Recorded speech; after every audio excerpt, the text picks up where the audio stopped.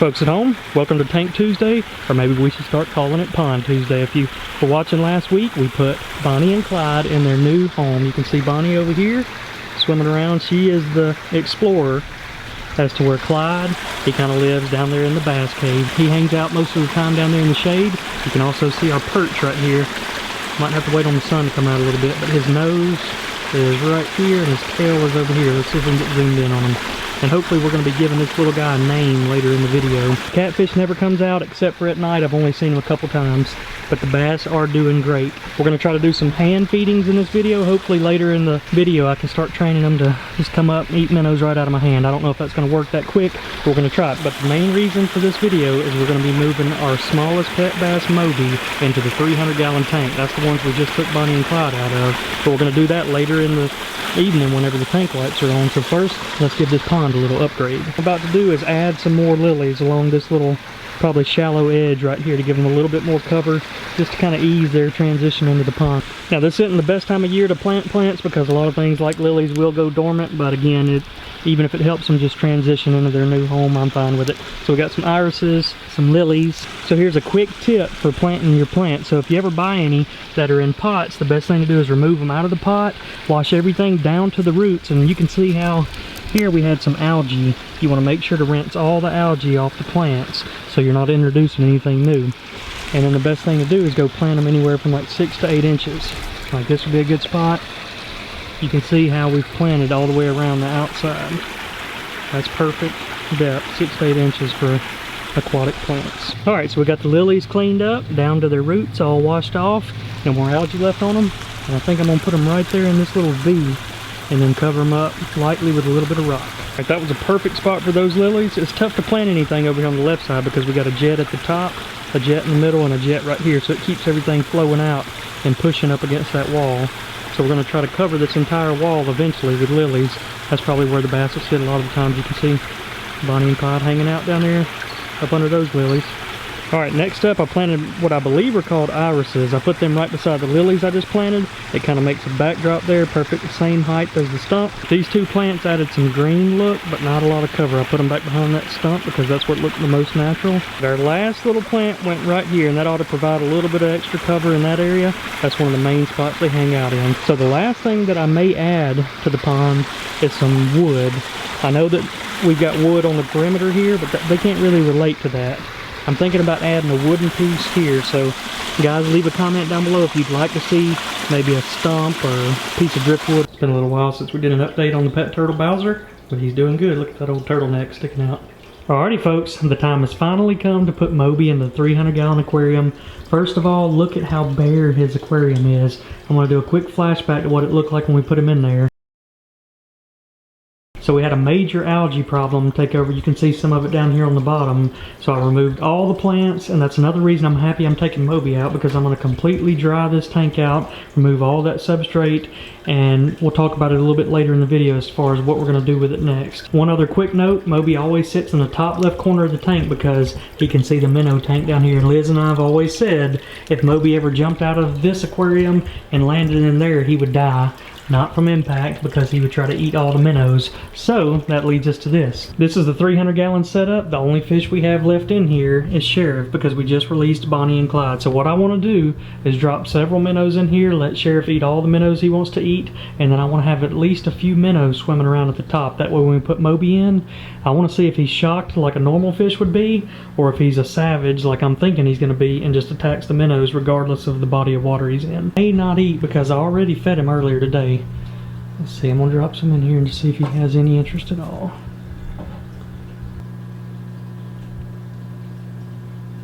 Savage. That's why I'm putting these two fish in here together. That guy wasn't even hungry, but you put a little bait right in front of him, he's going to eat it. So these are the most two savage fish I've ever had. One quick little flashback to show you how crazy this little guy is. I put a minnow tank down in the 300-gallon aquarium and he broke into it. It's kind of like he broke into jail just to eat.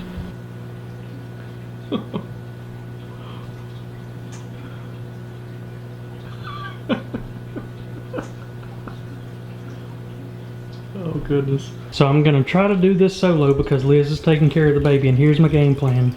Every night when I feed him, I put this right here, make that nice and clear. And whenever I drop minnows in, he almost jumps out of the water. So I'm gonna take my little black net here, and what I wanna do is pretend that I'm feeding him, and then hopefully he's gonna jump up, and I'm just gonna scoop him with a small black net.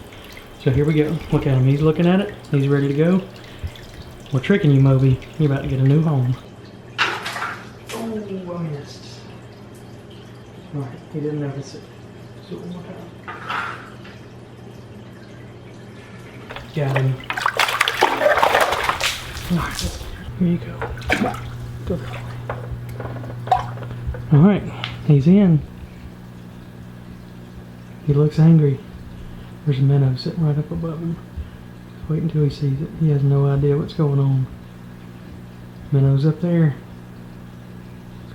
Get him, Moby. He looks like he's angry, just like he always does. Looks like he's ready to eat. That was a pretty... Uh-oh. There's some other... There he is! I knew it! As soon as he saw the first minnow... There's another one. As soon as he saw that first minnow, he shot over there and got him. Moby is 100% officially a savage. Let's see. He's got a lot more tank to go. Sheriff's all the way over here. He hadn't even paid him any attention yet.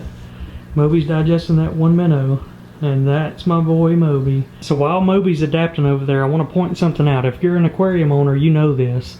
Normally when you put a fish in a new tank, it may take them anywhere from 2 days to 2 weeks before they start eating.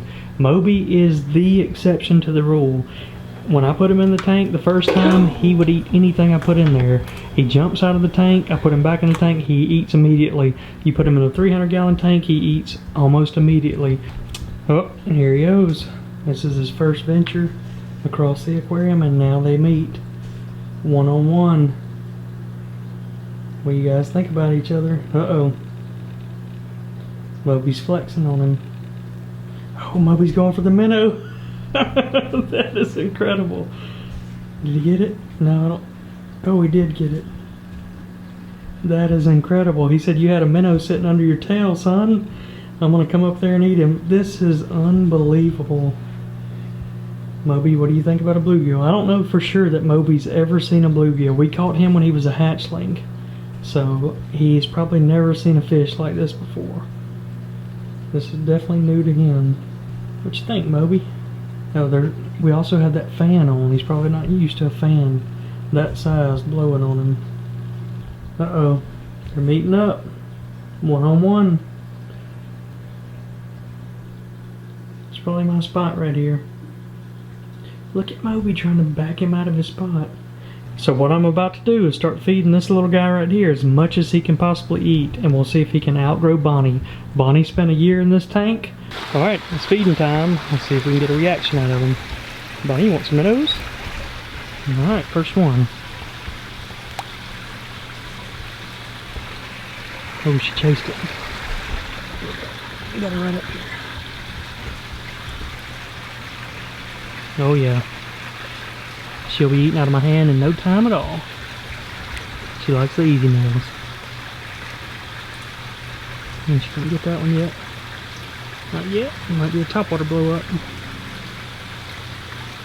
Or the bubble tricked her. Alright, here she goes. She's gotta get that one. Got him. Alright, I'm gonna throw one in over here to Clyde, but I don't think we're gonna be able to see anything. I'm tired now. If that minnow does happen to swim down into the cave, oh, almost. Huh, that looks like it could be a little spawning flat right there for her if she ever does lay eggs this spring. Now this is a public service announcement to all the raccoons and big birds out there that may be coming in the backyard trying to eat our fish. If you get caught, you're gonna get a pellet to the butt. I just got a Gammo pellet gun, and kids, you are spoiled these days. When I was a kid, you used to have to cock a pellet gun about 17 times to get it. Let me show you this one. One cock, the pellet goes in right there, and this thing has some velocity. I'll leave a link down in the description below. That'll get the job done. Message to all the coons and birds, stay away.